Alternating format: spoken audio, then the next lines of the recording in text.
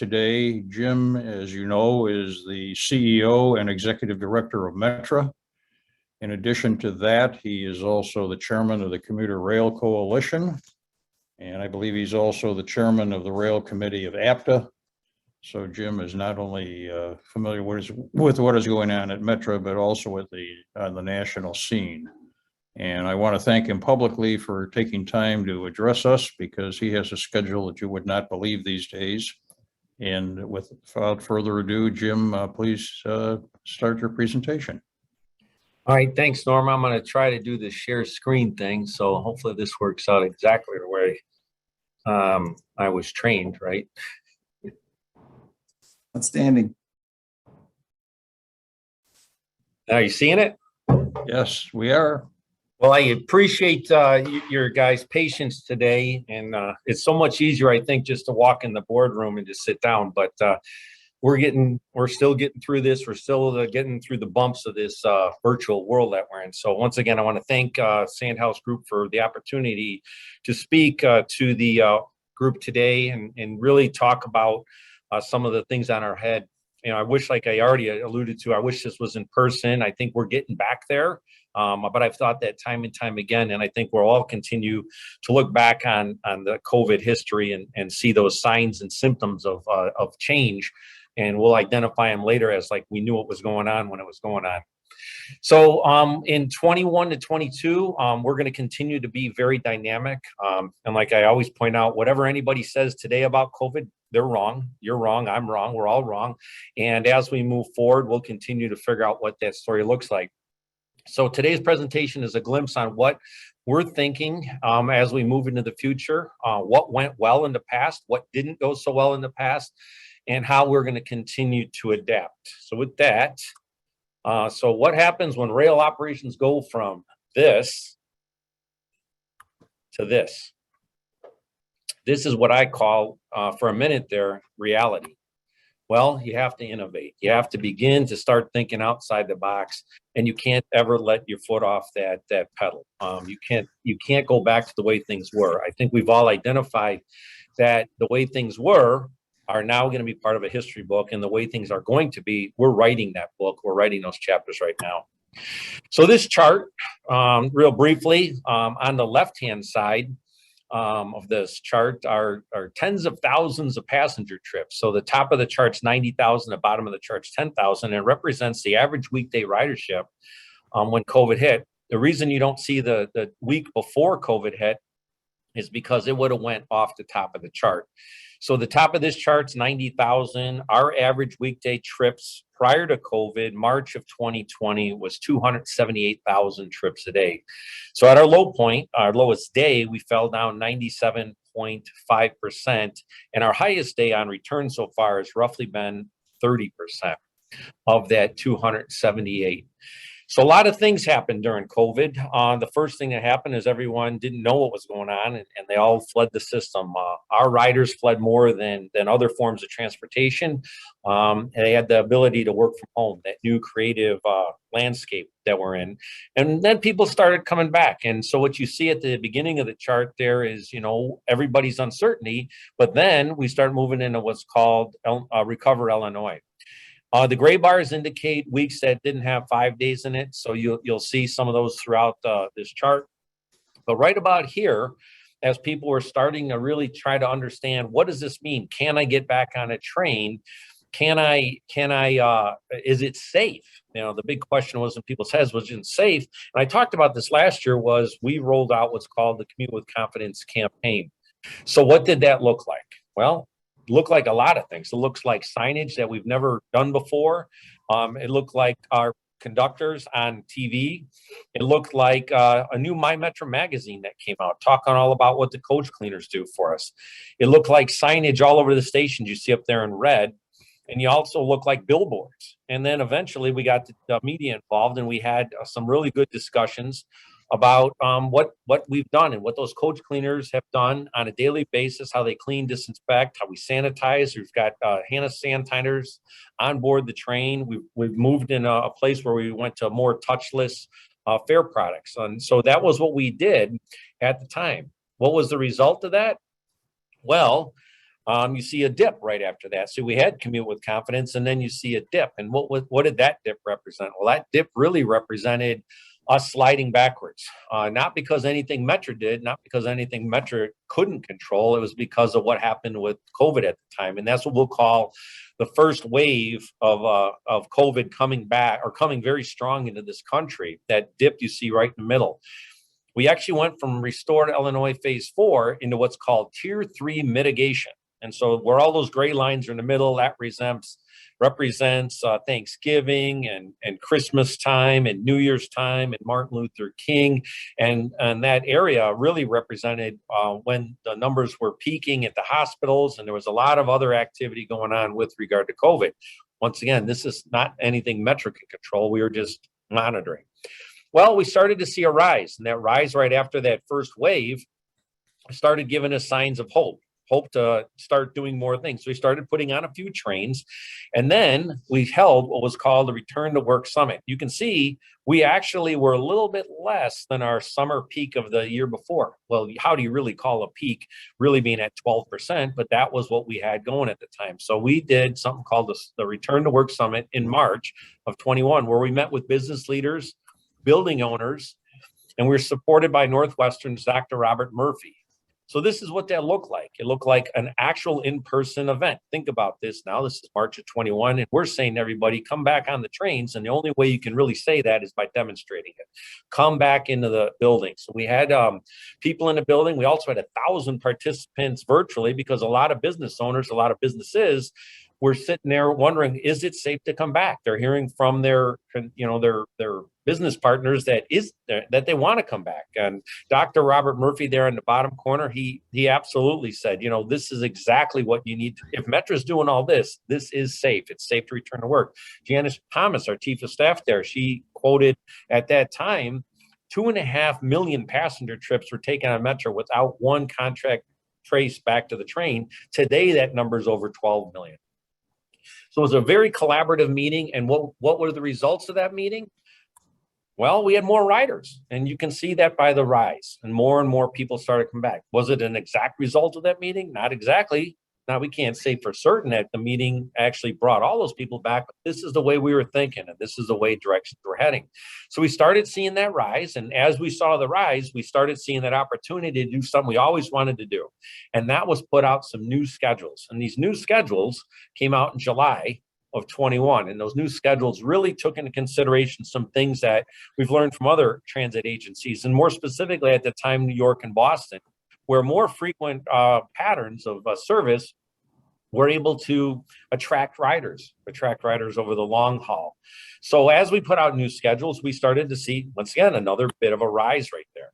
What did those new schedules look like? Well, they look like UP North Line, the BNSF, Metra Electric, and the Rock Island District. And our goals during this were to benefit riders, to make the service patterns more predictable, understandable, memorable, and frequent. And we achieved those goals. But it wasn't the same type of rush hour service that we traditionally saw. What was the benefits for Metra? Well, we had better equipment utilization. It was more scalable, less peaky, and less gapping. Now, with anything, as you all know, operating a railroad, the one problem with any schedule that looks like more predictable, more frequent, you also have to take a look at when are your opportunities to do maintenance. So these are the things that always kind of tug on, and part of the reason of teeter-totters there is it is a balancing act. It's a balancing act of sometimes a lot of different things that your average passenger is not going to understand. So then we ended up having another new issue, I would say, our friends Delta and Omicron. And Delta hit us right at the beginning, and you can see exactly what the passengers did. You can see what the businesses did. They allowed more work from home, not as much as they did in the summer or the previous winter, but they did dip, and there was a concern. So this was going into October, November, December of 21, and then you can see the Omicron dips even greater. That dip, and obviously we all kind of lived it. We saw spikes in the numbers all over the country. And then once again, the ridership patterns followed, because the vast majority of our riders still remain to be business travelers going to and from the central business district. So those are the things that we really didn't have any control over. So one of the things we looked at is what do we have control over? What are the things that we can do? And I'll just emphasize this with one statement. What can we do to improve the customer experience? We knew for a fact that Metra is a valued asset in the region, and we knew for a fact that we were going to come back. We just didn't know when we're going to come back or how far. That, like I said, we're still writing that chapter. But we knew we were important to the region as a whole. We were important to businesses. We were important on many, many different scales. So some of the things that we've been tackling here in the last year include new fare products. So we started in 2020 with this $10 all-day pass, and we called it Touch Less, Pay Less. We enhanced it with a new pass this year called the $6 all-day pass, which is good for 3 zones of travel. The idea was at $10 or $5 each way, our price point was a little too high for anybody within the C zone, or if they were only going 3 zones of travel. So this February 1st, we launched the new $6 all-day pass, and I'm very excited to see as the months start clicking by how people are using that pass product. We saw an increase of one-way tickets last year, specifically in the A to C zones, and I think that goes to the fact that there's more options when you get closer in, and the fact that people did have very different work patterns. They weren't sitting in the seat 5 days a week on a Metra train. They might be a couple days in Metra, might be a couple days in Uber, a couple days on CTA, and oh yeah, there's a couple days possibly working from home. So what else did we take a look at last year? The big news, and I think I showed this group that last year was the big exciting news of January of last year, the new rail cars. Showed a little video of the rail cars last year. So once again, as the rail cars come out, we're going to be very excited to really show these cars to the customers. Some of the amenities that they have are the lower level loading, twice the ability to load a car twice as fast, new enhanced seating inside, touch features inside, make things much more sanitary, utilizing all LED lighting, super quiet, riding on air springs. They're also going to have all of the latest technology enhancements. You can see the digital sign there. Everything we're doing with these cars is devoted around the customer, and the customer's having a great experience. We finished preliminary engineering in 2021, and we are now shifting to what they call intermediate engineering. This is where we actually start bringing in stakeholders, the carmen, the engineers, the conductors, the people that actually are going to maintain and use this equipment, and start bringing them into the conversation so we can start looking at all the things that we can potentially address during the car design that will help make their job very useful and good. The next thing we looked at we looked at this a little while ago, but just some exciting news here on locomotives. So it says new locomotives. A lot of you know Metra doesn't buy new locomotives. We buy used locomotives, making our fleet younger. So the top locomotive there is a rendering. It's an SD70 Mac. It's several months behind production, but they're still telling us this summer we should see the first one on property. What that is an old SD70 that's now been converted to hotel power. It'll run AC trucks, and it'll use inverters to run the train. It'll be running Tier 3 emissions. Like I said, we should be getting those later this year. Obviously, it's got a giant fuel tank on it, so for operational considerations, we have more flexibility with that locomotive than we do with the current fleet. The other thing that 15 of those were ordered with options of 27 more in groups of 9. So we'll see how these start performing. We actually brought over some SD70s that the Burlington allowed us to borrow. We ran them through all the tight curves and all the little unique places down at Union Station to make sure we didn't have clearance issues, and just did that old, I'll call it the dummy check. So what's on the bottom? Well, the bottom is actually the first 3 F-59s that Metra purchased. We actually got those from Montreal. They used to be part of GO Transit up in Toronto. Why are they there, and why do they look a little different? They're actually Metra's first Tier 3 road locomotives. So we sent them out. Progress Rail did a good job. They rebuilt them. You can see that little hump on the back there. That's for the extra cooling required for the greater emissions. So once again, Metra is now moving again in the right direction. We're being a little bit greener than we were before. We're reducing our carbon footprint.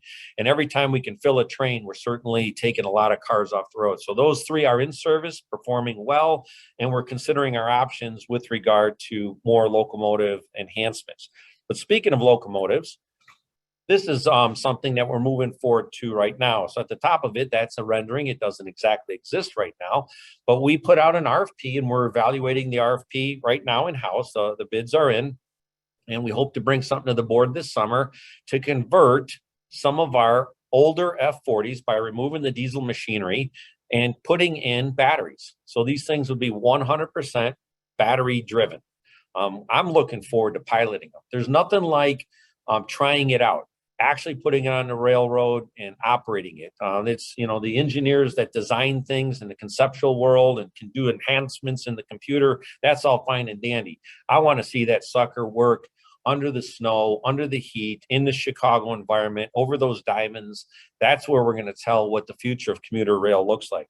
And Metra's leading the way there. Metra's leading the way by being the first commuter in the country to take on that platform. So like I said, hopefully this summer, we're looking at that enhancement. So what's on the bottom? Well, it's once again, it's actually a rendering or a picture of something from Europe. So it's not exactly yet what we're looking at. We actually have an RFP on the street right now. We call it zero emissions train sets.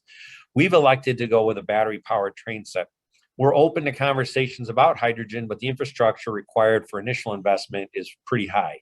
This particular picture, you see a pantograph. So once again, when you have batteries, you have to have a way to recharge the batteries. Could it be ground power? Could it be a third rail? Could it be magnetic, like you can charge your cell phone right now? Or could it be a pantograph with a dedicated small section of overhead wire?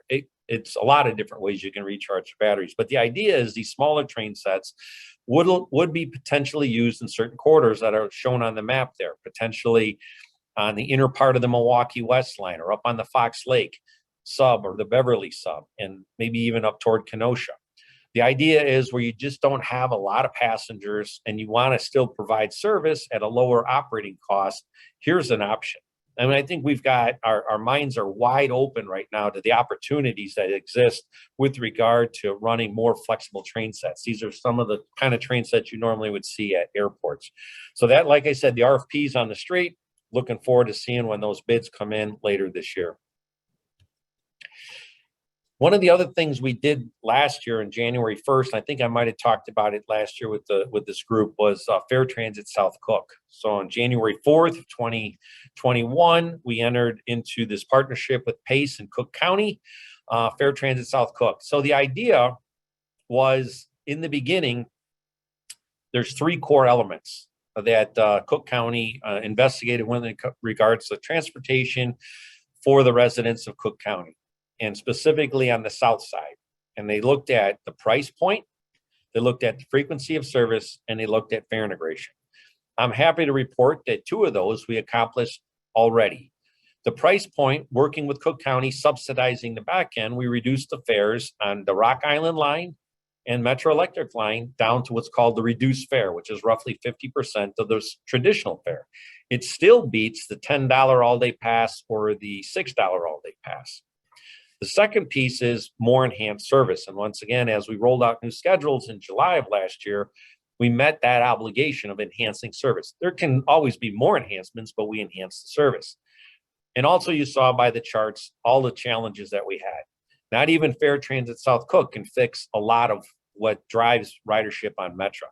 So as we moved into 2022, we met with our partners, Fair Transit South Cook, Cook County, and Pace, and we're looking to find ways to complete that third element, which is called fare integration. Now, Metra does not own the Ventra app, and that's one of the bigger challenges. The Ventra app is owned by CTA, and eventually we have to be able to take a look at what is next Ventra, what is Ventra 2.0, and maybe that's where we're going to go. But in the interim, we're challenging ourselves to find ways to try to pilot. That's what pilots are all about. This fare integration piece, to see if that attracts more people to public transportation. And quite honestly, I think that makes a lot of sense. Other partnerships that we did in 21. Well, you see that says the grand opening, Labor Day weekend. Well, that's the Pullman National Monument.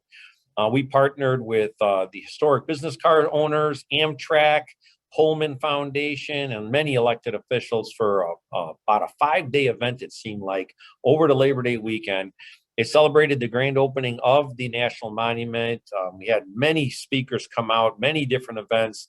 They celebrated the history of the Pullman porters, and they celebrated the history of the actual Pullman factory. And Metra was there, as we should be, at the Pullman station with a train, so people could get up there and take a look at some of the old historic Pullman cars.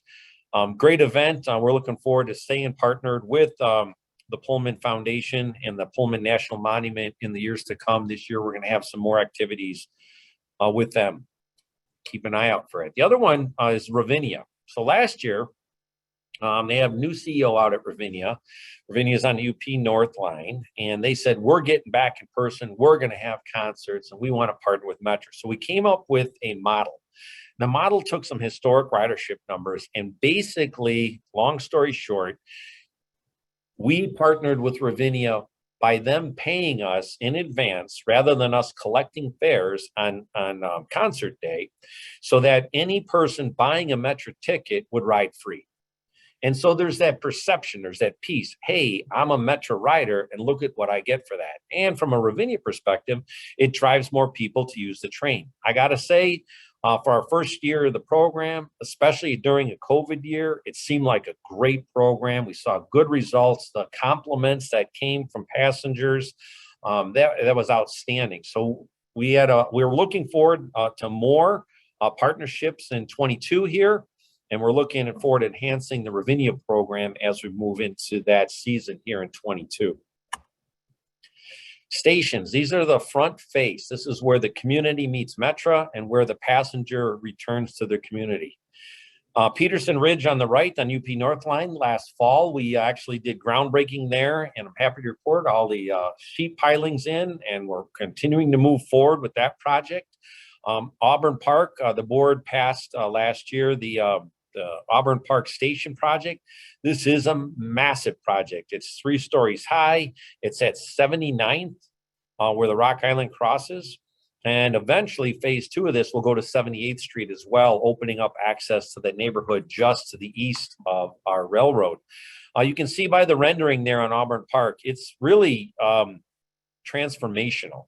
That court you see there is now currently a through street, so that will be turned into court. We've got to work obviously with fire codes and a bunch of other things, but this whole project is making it more and more inviting for the residents of that region to have access to this public transportation. The nearest station right now is down at 87th and Gresham.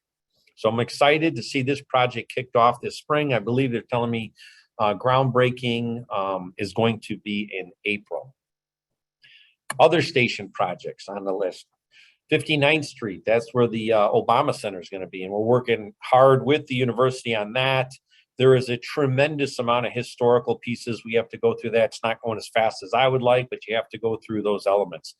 79th, 87th, and 103rd, we kind of now call the 3-pack. They're all similar stations on MED. They don't have parking there. They all need enhancements to bring them up to ADA compliance. We're working to bring those to the board later this year. 95th Street is a partnership with Chicago State University. That one's taken on a bigger element because that one's going to involve parking and the rebuilding of the 95th Street corridor, which is one of the city's areas that it's doing enhancements in. So it's a lot more stakeholders there, and that one's moving a little bit slower, also because of the size of that project. 111th Street, once again, looking at the historical aspect of the 111th Street station, we've got a lot more hoops to jump through when it comes to just putting that station back in the service. It's actually in service now, but it's not ADA compliant. So as we look to enhance that particular gateway to the Pullman National Monument, it's a slower process with all the historical considerations. 147th Street on Sibley, that's going to have groundbreaking here in March.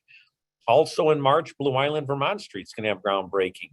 All the other ones you see on there are many other projects that are in process of either preliminary design engineering or full design engineering and are moving forward. The rendering at the bottom, that's Homewood. The Amtrak portion of Homewood's wrapping up this year, and later this year, the Metra and Pace portion of Homewood will commence. Over the next 5 years, you can see we have a lot of other station projects we're working on. Last year we brought on, or 2 years ago now, we brought on the project management oversight, our partner WSP. And they've really made a huge difference in streamlining the way we get these projects done. Well, there's no way in the world years ago without their assistance, I could put this many projects on a list over 2 years or 5 years without their help. And so we're very grateful to their partnerships with us. Ticket vending machines. So the board just passed us purchasing ticket vending machines. They should start being trickled out here in August. These involve the latest and greatest in technology. Who knows what will be invented next week, but you can pay with the cash. You can pay with credit card, Apple phone, the Google phone, a Samsung Pay. Everything you can think of. This machine has the adaptability to go ahead and adjust. State-of-the-art machines. We're going to target where our point of sale systems are first, as those need to be replaced, and then the downtown stations along with some of the MEDs that currently have ticket vending machines. And then we're going to deploy line by line so that we can try to move toward removing cash sales off the train. Part of an enhancement to what the crew needs to do, and also targeting a better experience for our customer. Speaking of our customers, we've been asking our customers. So July of last year, when we put out the new schedules, we put these QR codes on the trains. Tell us how we're doing. And we've put out a couple surveys, and we asked them to go ahead and take the survey. Usually it's 10 to 15 questions, and it gives us direct feedback. Sometimes it tells us we're not doing good. Sometimes it tells us we're sitting at a crossing and there's no information, and we need to do better about providing that information. Sometimes it tells us the train's clean. Sometimes it tells us it's not so clean. But just having that immediate customer feedback and not waiting for a big rollout of a program has really enhanced our ability. And the younger generations tend to actually want to go ahead and do this. And that's the riders that we're trying to attract right now. So CUDA. CUDA is the Canadian Urban Transit Association. We hired them to provide for us a framework for frontline customer service. And so this includes our GPS operators and customer service people, as you see there, in station agents and station personnel, and of course, onboard personnel. And we're going to use Metra employees. They're going to come in.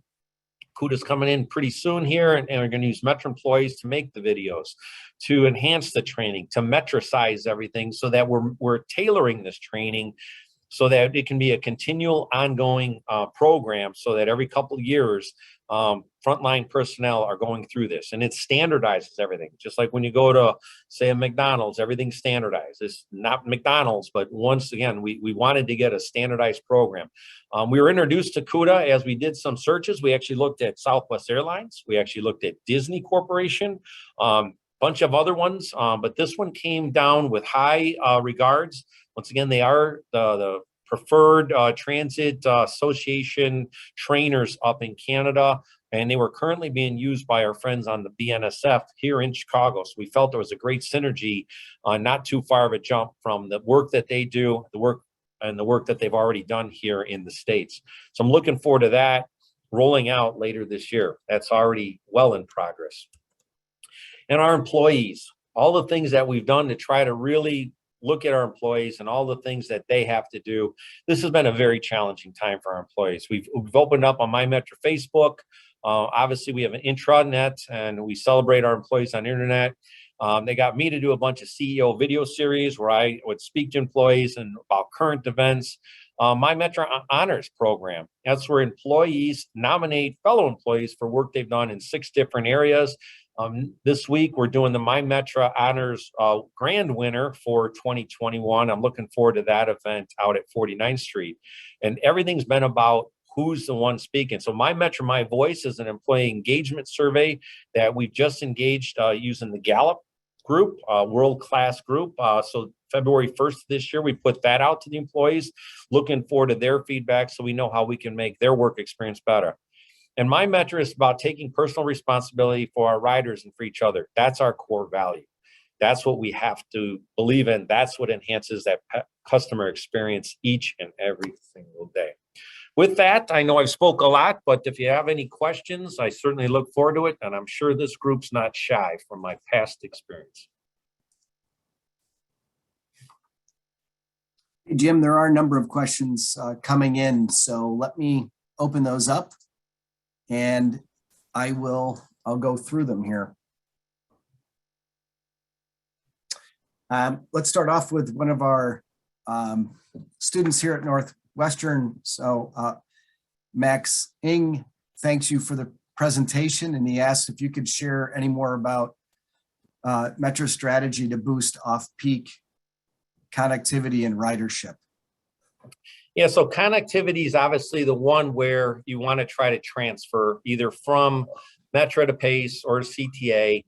And then, of course, trying to tie in when a Metra train can meet another Metra train. So we actually hired a DB last year to really look at Union Station as a first element to that. And some of the suggestions they brought forward, we're trying to incorporate in any new schedule changes. And so the idea is, you know, you're on a Burlington Northern train, it comes in, you want to go to O'Hare, you want to go to Brookfield, or you want to go to somewhere on the north side, maybe up to Lake Forest. Then there's connectivity options. So we're starting to look at bigger picture, and we figured CUS is the biggest by tying together the schedules to make it so that people don't get somewhere and then have to wait, 45 minutes to an hour for the next piece of connectivity. As far as, the connectivity with the other two service boards, Pace is in a bad place right now. They're having a hard time getting drivers. They've had to really shift around from a COVID perspective where their equipment's at. And a lot of their connector feeders to Metra don't exist right now. So we're working closely with them as we look forward to enhancing our schedules in the future. We were going to enhance schedules in January. Omicron put a real crunch on that. So now we're looking more at April. For some schedule enhancements, and then throughout the course of the summer. And we'll obviously be looking to make sure that Pace is a big part of that. And finally, the CTA, with their frequency of service, it's just a matter of timing there. Thanks, Jim. There are a lot of questions coming in, so I'm going to start going through them in the order that I've received them. There are two from Lena Reynolds. I'll ask them one at a time. How do the new cars compare in terms of air quality and pollution? The new car you mentioned earlier. Yeah, so internally, they're going to have the latest and greatest. So one of the things we have right now is we exchange the air every 4 minutes inside the train car, or 15 times an hour. That's a very, very high standard, way higher than any buildings. It's not as high as an airplane.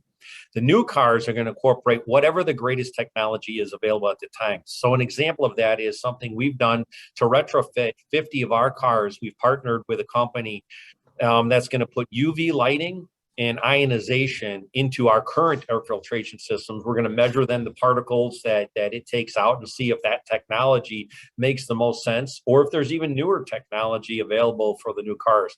Our promise is that they will have the best air filtration available interior. Now, I'm not sure if you meant exterior, but on the interior side.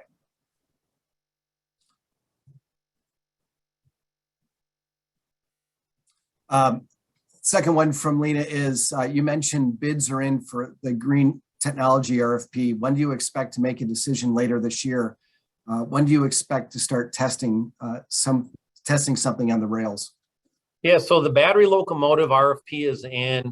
We expect this summer to bring recommendations to the board to advance that project. Of course, one of the biggest things of that project is a conversion. It's a kit. So the idea of taking something that was designed to do something and then putting this stuff in it to make it work, it's going to take a period of time. So I couldn't give you a time when it's going to be on the rails. Soon enough, or sooner than later, is what I always want. Everybody knows that I'm an impatient person when it comes to testing things. But with regard to the second piece of that, zero emissions train sets, those RFPs aren't even in yet, so I couldn't even put a timeline behind it. But as fast as we can get them tested, I think that puts us in a better position to make great business decisions in the future. So the first piece of any business decision is knowing what you're deciding about. That's getting them into testing. Thanks, Jim. John Platt asked, does Metra own the court area at Auburn, and can the court area be developed for retail and commercial use? So we do own the court area at Auburn, and in partnership with Auburn Gresham, we've actually are moving forward into giving Auburn Gresham the ability to actually, at almost no rent, move people into the retail spaces. We're not looking at it as a moneymaker for Metra. We're looking at it as an exchange to make sure that that area gets stays maintained. So that's really, it's a different way of looking at retail space. We're not looking at it to make money there, but we are looking at it to enhance the community environment. Thanks, Jim. Arnold Kazimsarn asks, what are the expected changes to ticket taking and boarding with the different configurations of the new coaches? Well, that's once again, I think a lot of it's going to go toward what the ticket vending machines do, what passengers do. I think we're up to 63%. The number varies once in a while, but 63% of people are currently purchasing tickets on the mobile app. And so the less and less people are using, other than mobile app, either paper ticket or the ticket vending machine applications. That'll help drive business decisions. So those cars are due November of 24. So with regard to how people collect on a train, I will tell you this: we have no intention of putting ticket vending machines on those cars. And we're going to look at, with the investment into the stations, that's where the fare product is purchased. Thanks again, Jim. Richard Gill asks if you can comment on how have Metra's capital expenditure plans been affected by the pandemic? I think the biggest thing that we've been affected by, well, I'll say two things. We are starting to see escalation in some of the pricing. So obviously you get a little less for the dollars when the prices go up. And I think there's two reasons for that. One is not necessarily only the component pieces parts, but the labor. Some of these design firms are stretched to the hilt. The construction firms that are now working on IDOT projects, tollway projects, and construction projects here in the region, they're stretched. So I think we're starting to see a lot of pricing affected by the pandemic. Thank you. From Chris Delaney, is Metra currently or considering using outside consulting and developing the new service model, specifically regarding train service schedules, or this be done in-house? We're doing a hybrid of both. So we've got a team of people that just work on schedules. And once again, they worked with DB to do the CUS modeling. And now we're using those tools and experience with our in-house team to model some of the other lines. So it's kind of dynamic. I meet with the schedulers now once every 2 weeks, which may seem like a lot, but that's how dynamic we're trying to be with regard to the ridership pattern. So it is a hybrid. From John Plant, how is Metra doing with filling jobs and retaining employees?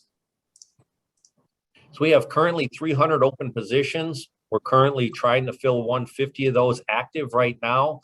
In some of the professional services, we're really having a hard time with recruitment, retention, just like most companies are right now. Even on the skilled crafts, this is the one that's the most shocking. Even on the skilled crafts right now, we're starting to see less and less of a hiring pool. So we're absolutely affected by it. Omicron did not help at all, but in a lot of different ways. So some of our project work's down, but we've always had the ability to shift capital people into operations and then eventually moving back. But we are absolutely, like any other company right now, being affected by the labor market. Michael Blazak has two questions. I'll read both. What is the current status of the Metra UP litigation?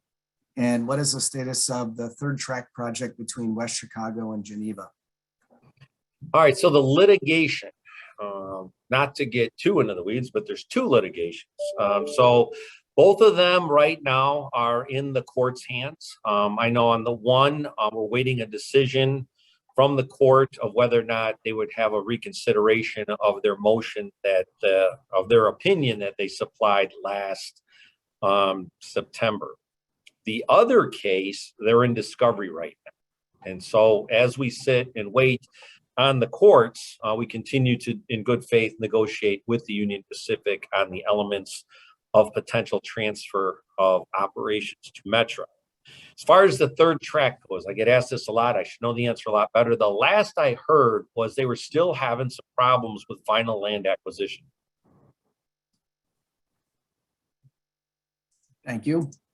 From Richard Byrne, what is the future of the Southwest service to Orland Park in Manhattan?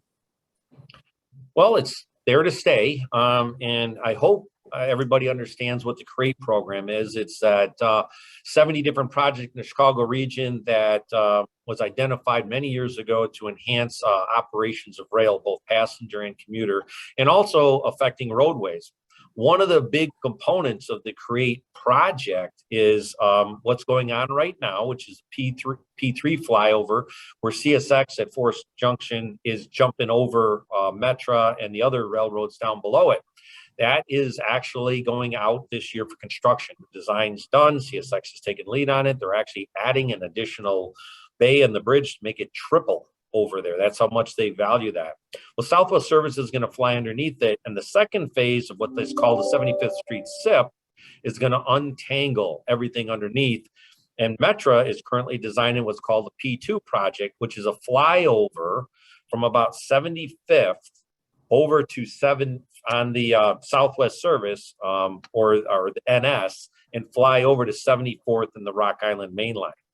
That flyover is not funded. It is being designed. And if that flyover, when that flyover gets done, Southwest Service will have a much cleaner path downtown. So we're looking forward to the days that those elements of 75th Street SIP are finished so that we can enhance the Southwest Service. Jim, from Tom Cornelli, he says the ridership discussion focused only on COVID as a factor. How do ridership trends correlate with office occupancy, return to work, and crime statistics in the loop? Yeah, I think so. I never meant it to say COVID as a factor. Once again, these are factors that we don't control. Yeah, there's crime in the loop down here, and there's most likely crime in the loop down here because there's not as many people around. I think there's opportunity that you can see on public transportation. Thank God Metra's not having the same problems that our sister agencies are having right now. We're in a lot better spot with regard to crime in the loop. As far as business building occupancy, that's obviously something we talk to the business owners about. What we're starting to see is rent relief. Once again, we don't control this, we're just reporting it. We're starting to see huge rent relief gaps for people trying to attract businesses into the vacant buildings. And so I think over time, 2, 3, 5 years, there'll be a new central business district, and most likely people will not be coming downtown 5 days a week as traditional, but they'll be coming down. And they'll revitalize this area. It's just too valuable of real estate and conglomeration of all of these offices and businesses for it to go vacant. Jim, this question from Kel Silverberg, you may have already addressed in one of the original questions, but I'm going to ask it in case there's a different anything else you want to add. On the engineering side of the new cars, have you been able to include more current stringent filtration standards to add to the confidence of riders? Yes, yeah. When I answered that question earlier, when I talked about the air quality, that's what I was talking about. The interior air quality will use the most advanced technology available at the time that fits into the filtration system. We are, like I said, on our old cars, our current cars, we're going to retrofit 50 cars with ionization and UV lighting right now, and then measure how much more effective those are, and is that investment the right place to be? Of course, working with our manufacturer, Alstom, we're currently also looking at everything they're doing in Asia and Europe as well. Thanks. Tony Gura asks, you talked about using the Venture app to pay for fares, but are there any discussions about using the physical Venture card or contactless credit cards to pay for fares similar to other systems? Yeah, one of the elements of the new ticket vending machines will be able to use a Venture card to pay your fare right on the ticket vending machine. That will be, the physical card will be able to be used on the new ticket vending machine. Thank you, Jim. From Pace and Wild, what is the latest development in Metra's relationship with the UP? Is it more cooperative, and will Metra soon train operations on UP lines? Well, we continue to undergo negotiations. And so as the negotiations are going on, what I can, clearly state is that we feel that the two core elements still remain. It has to make sense for both railroads, and it can't cost Metra anything more on the onset. And so those were the core values even going into the negotiations. And then I think secondly, the big piece is we remain, even though there's lawsuits out there and other things going on, we remain in constant conversation with UP about their desire to get out of commuter operations and Metra's desire to have control, once again, providing that it's beneficial to both companies and it doesn't cost Metra anything anymore on the onset. You know, UP wants more money for the operation. There's no secret there. Jim, from Todd Murtha at CMAP, he says, Metra service is largely shared with freight railroads. Pre-pandemic operations included a curfew on some freight operations during peak periods. Looking forward, will freight railroads have more flexibility to operate during peak periods? So the only places that the curfew exists per se is on the Rock Island. Metro Electric has zero freight traffic on it because there's no crossovers to freight. Rock Island, we do curfew freight at night. The other lines that freight owns, if anything, it's almost a reverse curfew. It's they have windows for us to run our rush hours that they try to stay out of our way to the best of their ability. And that's how the partnerships work. So there's really no curfew that exists specifically for the owners. Tom has another question. He says, also before the pandemic, Metra was considering rationalizing stations where ridership was low. Part of the process was working with communities to promote Metra ridership in those areas. As we move forward, will this process be accelerated because of current lower ridership levels, or maybe delayed because of the uncertainty about future service models? I would say delayed is probably the better choice. I think everything right now is on pause until we can identify what the new ridership patterns are, what the needs of the customers are. It makes absolutely no sense to even have any conversation about closing or consolidating any stations. As you saw, we're moving from 242 stations to 244 stations here in the next couple of years. So we're actually going in the other direction. And I'm sure there's more conversation. There are definitely other communities out there that would like more infill stations. And of course, then there's other bigger conversations about expansion service. But I think right now, everything's kind of on hold until we start understanding the new patterns. Thanks, Jim. We have another question from Arnold, who asks, is Metra expecting to move forward towards phase 4, phase 5 diesel emissions for future procurements? To answer that one, Metra doesn't buy new locomotives again. So as we look toward the future of the locomotives, I think first and foremost, we're going to look at how others are performing. You know, on the tier 4 world, I know there's that talk of tier 5 out there. I don't believe it exists in a standard yet. I know trucking's hit tier 5 right now. So that's why we're jumping in with both feet into alternate fuels. Specifically right now, we're going to look at battery.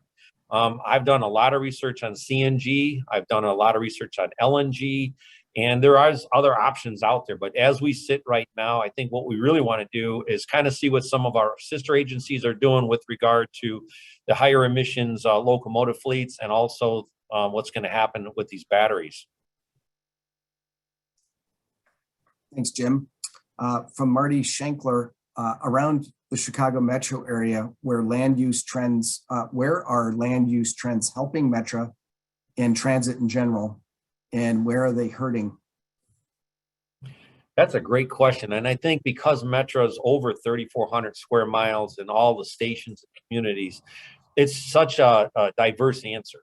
So you can take a look at Arlington Park, for example. Here's an opportunity for land use like you've never seen before. Metra has the potential there of owning 11 acres of that large piece of land and potential huge development. There's other areas that naturally things have grown up right around Metra. And we know that. We know housing prices are typically 10 to 15% higher within a half mile of a Metra station. I was just out in Mokina and seen a lot of new building directed around the station. So land use, once again, it kind of comes up to the individual community. Metra really doesn't drive a lot of that conversation. We're more a product of why the land use people start doing certain things. And in the city, it's even a little bit different. But you can also see by our approach at 95th Street with Chicago State and our approach at Auburn Gresham to really have it be more than just a station is us also trying to be a good partner when it comes to land use. Thanks, Jim. Paul Hoffman writes, he said, you mentioned frequently looking at schedules and will be rolling out new schedules in April. How will Metra handle overcrowding of trains as return to office continues to pick up steam? Will additional trains be added on the fly as happened in the past with extreme overcrowding? Or is there going to be strict adherence to the schedule? So there's two elements that have to be talked about right there, and that's what society doing. You know, society right now, the governor's talking about taking masks off of certain things and masks in other areas. We still fall under emergency order 32 under the FRA, where our public transportation and in our workforce, we still have to wear masks. And so you have to get into that whole conversation about social distancing. So you got a train that can hold 1,000 people. Is it full when it has 500? Is it full when it has 700? Can I add 1 or 2 more cars to the train? So I think dynamically what we've done, and every time we've expected a slight surge, what we've done is stage shadow trains, trains that are sitting at the outer point where we have the ability, can't do that on every line, where they could come and take over some overflow. We haven't seen that yet. I'm looking forward to that problem, quite honestly. I'd rather have that be our new problem, where we've got so many people coming back and we can't figure out where to put them all. I think you start getting into this conversation, and we have with business owners, about more flexible work schedules for employees.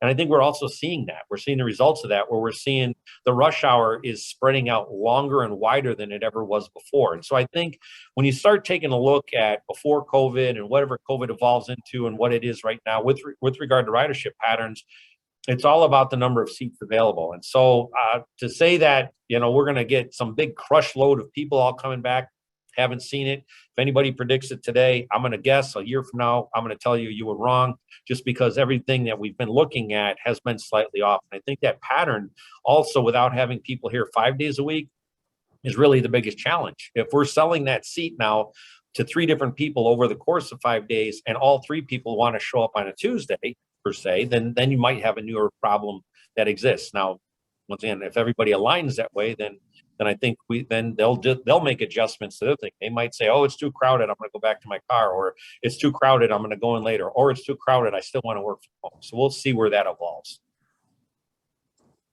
Jim, I've just got a few more questions here from Richard Gill. How is Metra handling the residential property acquisition for the flyover carrying Southwest service to the Rock Island?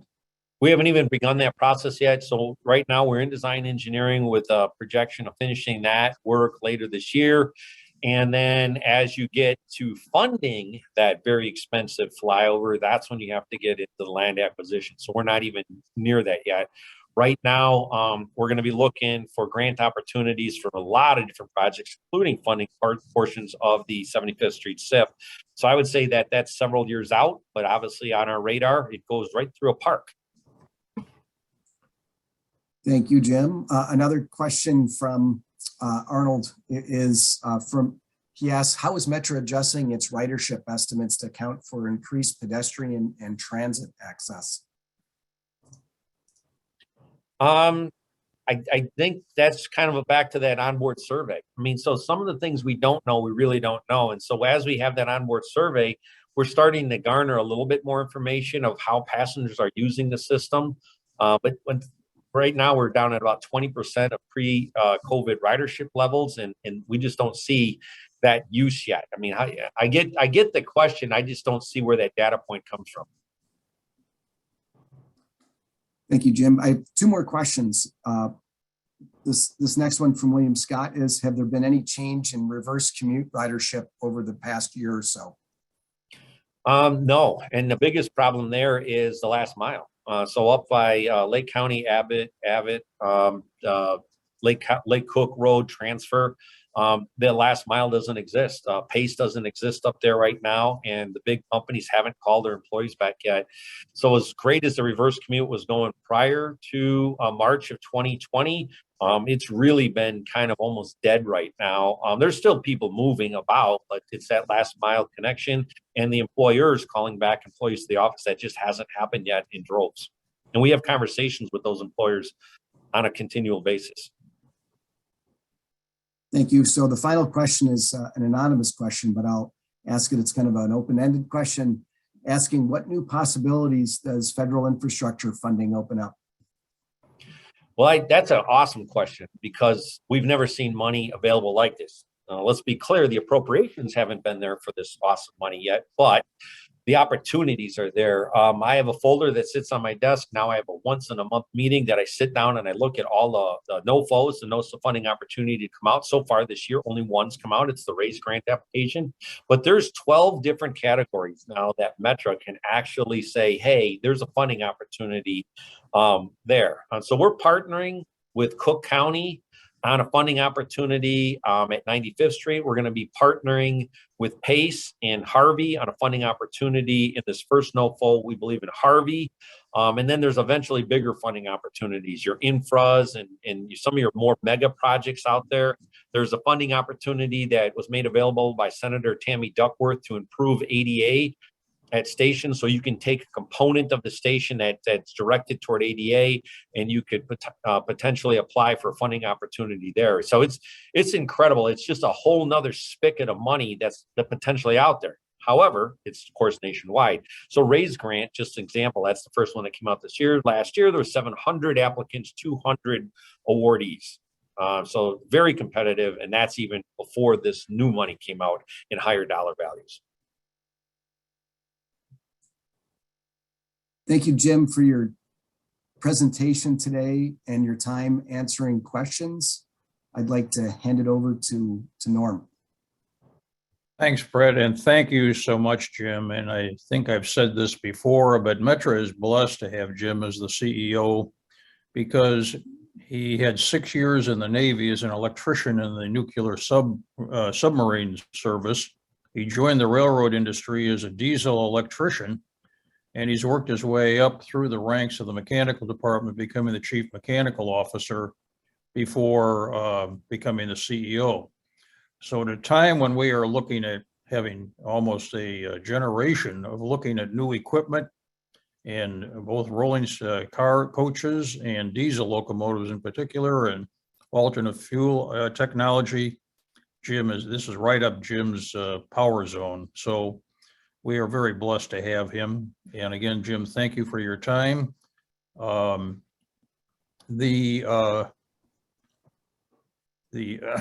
getting a message here, which doesn't mean any sense. I'm trying to get rid of it. There we go. We are working on another program.